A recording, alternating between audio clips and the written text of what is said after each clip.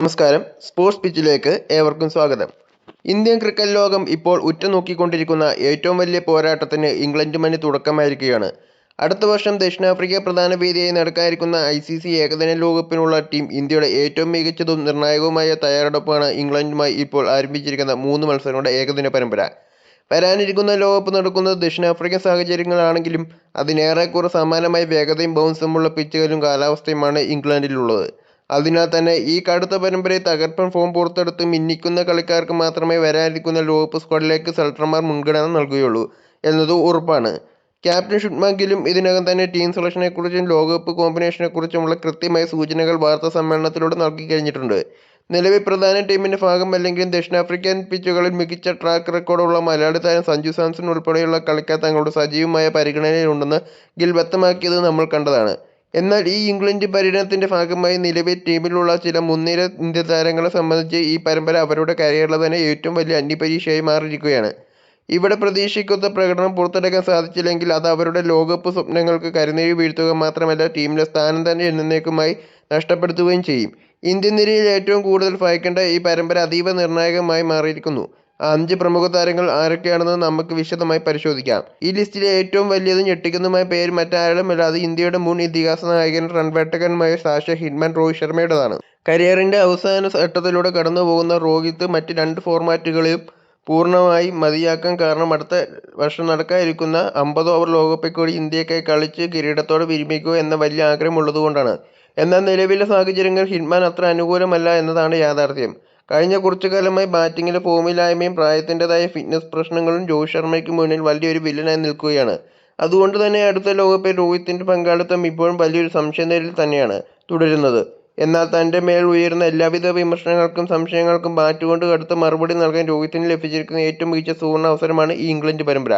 ഈ പരമ്പരയിൽ ഒരു തകർപ്പൻ സെഞ്ചുറിയോ അല്ലെങ്കിൽ കുറഞ്ഞത് 2 മത്സരങ്ങളിലെങ്കിലും വലിയ 50+ സ്കോറുകളോ കുറിക്കാൻ രോഹിത്തിന് കഴിഞ്ഞാൽ അദ്ദേഹത്തിന് തന്റെ എല്ലാ വിമർശകരുടെയും വായടപ്പിക്കാം. അതോടൊപ്പം തന്നെ അജിത് അഗാക്കറുടെ നേതൃത്വത്തിലുള്ള സെലക്ഷൻ കമ്മിറ്റിയുടെയും BCCIയുടെ മനസ്സിലുള്ള ആശങ്കകൾ പൂർണ്ണമായി അവസാനിക്കാനും അദ്ദേഹത്തിന് സാധിക്കും. എന്നാൽ ഇതിന് വിപരീതമായി ഇംഗ്ലണ്ടിൽ രോഹിത് പരാജയപ്പെടുകയാണെങ്കിൽ അത് അദ്ദേഹത്തിന്റെ ലോകകപ്പ് സ്വപ്നങ്ങളുടെ അന്ത്യമായിരിക്കും കുറിക്കുക. രോഹിത്തിന്റെ സ്ഥാനം മോഹിച്ച് യശസ്വി ജയ്സ്വാൾ തൊട്ടു പിന്നാലെയുണ്ട്.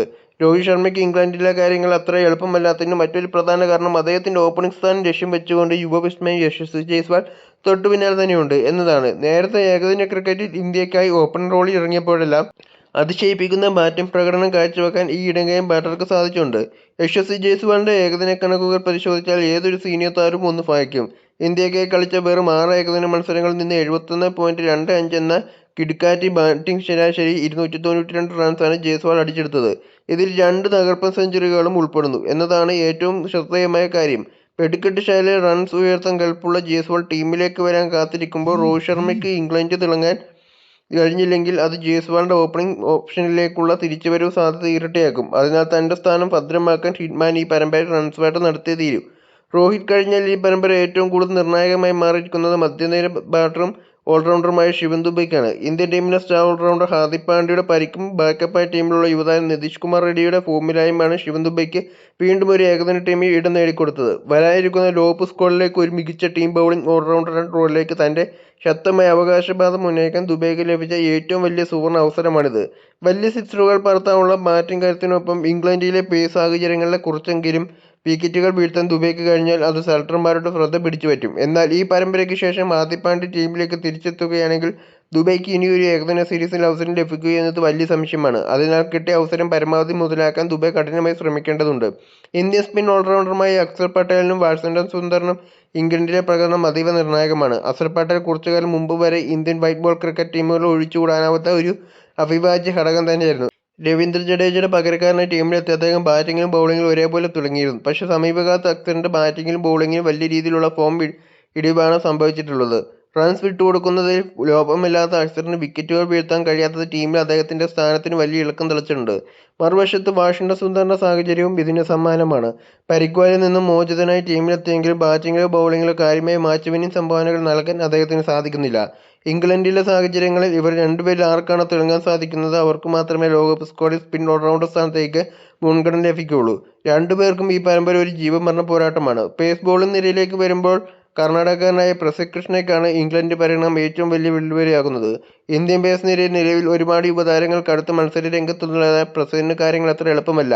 ഇന്ത്യയുടെ മുൻനിര പേസറായ ജസ്പ്രീത് ബുംറയ്ക്കൊപ്പം പേസ് ആക്രമണത്തിൽ പങ്കാളിയായ മുഹമ്മദ് സിറാജ്, ആഷിഖ് സിംഗ് എന്നിവരടക്കമുള്ള വമ്പന്മാർ ഇതിനകം തന്നെ ടീമിൽ സ്ഥാനം ഉറച്ചു കഴിഞ്ഞിട്ടുണ്ട്. ഇവർക്ക് പുറമെ ആഭ്യന്തര ക്രിക്കറ്റിൽ നിന്നും ഐപിഎല്ലിൽ നിന്നും പ്രിൻസ് യാദവ്, ഗുർനൂർ ബാർ എന്നിവർ പുതിയ പേസ് താരോദയങ്ങളും വലിയ പ്രകടനങ്ങളുമായി ഇന്ത്യൻ ടീമിന്റെ വാതിൽ ശക്തമായി മുട്ടുന്നുണ്ട്. ഈ സാഹചര്യത്തിൽ ഉയർന്ന ബൗൺസ് കണ്ടെത്താൻ കെൽപ്പുള്ള പ്രസിദ്ധ് കൃഷ്ണയ്ക്ക് ഇംഗ്ലണ്ടിൽ തന്റെ പൂർണ്ണമായ കഴിവ് പുറത്തെടുത്ത് വിക്കറ്റുകൾ വീഴ്ത്താൻ കഴിഞ്ഞില്ലെങ്കിൽ അദ്ദേഹത്തിന്റെ ലോകകപ്പ് സ്ക്വാഡ് പോയിട്ട് വരാനിരിക്കുന്ന സിംബാബ്വെ പരമ്പരയ്ക്കുള്ള ടീമിൽ പോലും സ്ഥാനം ലഭിക്കാൻ ബുദ്ധിമുട്ടാവും. 2027 ഏകദിന ലോകകപ്പ് ലക്ഷ്യം വെച്ചുകൊണ്ട് ഇന്ത്യൻ ക്യാപ്റ്റൻ ശുഭ്മാൻ ഗില്ലും കോച്ച് ഗൗതം ഗംഭീറും ടീമിൽ വലിയ പരീക്ഷണങ്ങളാണ് നടത്തുന്നത്.